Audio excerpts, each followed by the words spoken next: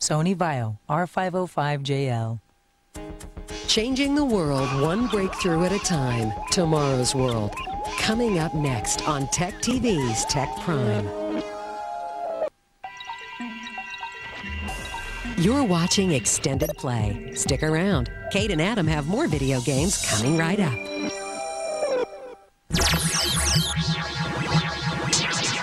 Welcome back to Extended Play.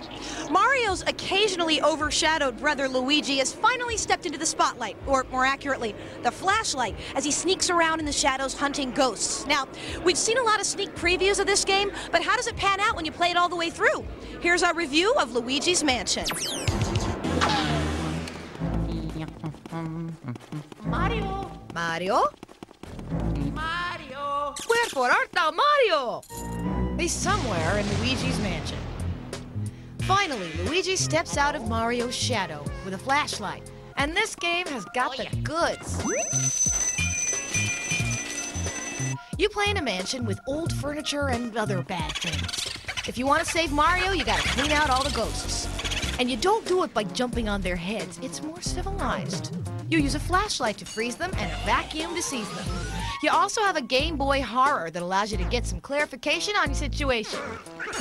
The AI is clever. Naughty ghosts will pop up behind Luigi when you least expect it. The two joysticks on the GameCube controller allow you to work the game with ease. The main stick controls Luigi, while the little stick controls his perspective. The cartoony graphics are solid. Its lighting and transparency effects are spectacular. The sound is pretty good, too. Hearing Luigi scream for his brother will put a smile on anybody's face. Mario! Mario! Mario! Luigi's Mansion only takes 10 to 20 hours to complete, but it's a well-conceived game that's worth every second. We give it a 4 out of 5. The launch of the N64 also had a Mario-esque game. That was Mario 64. Alongside that was Nintendo's Wave Race. That game was remarkable because it really took advantage of the brand new analog stick on the N64 controller. So, in keeping with tradition, we have a new Wave Race game for the launch of the GameCube. It's Wave Race Blue Storm. The physics of racing a jet ski across water are very different than the physics of most racing games. Not only do you have to worry about moving your jet ski back and forth, but you also have to contend with the waves as they hurl you up and down. And that's quite a ride.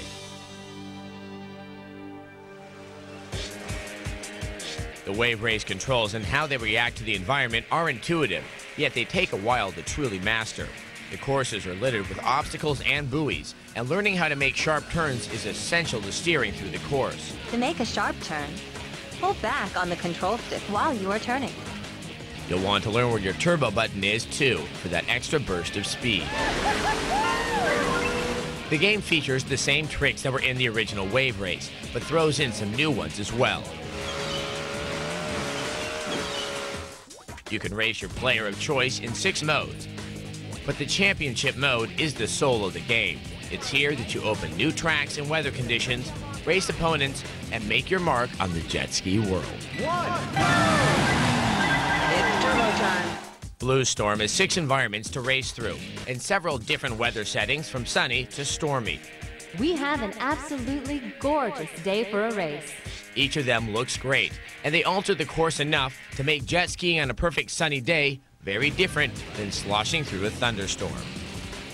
Even though gamers familiar with the original Wave Race will instantly recognize similarities between the two, there's enough new stuff in Blue Storm to make it worth the purchase. Once you learn the controls, a very satisfying race experience awaits. And so we give Wave Race Blue Storm a 4 out of 5. You won. Way to go. Coming up on Extended Play, Rogue Leader Rogue Squadron 2 is ready to hit the shelves, but does it harness the power of the Force? Red Leader, we're under attack! And we dole out the primate goodness in our review of Super Monkey Ball.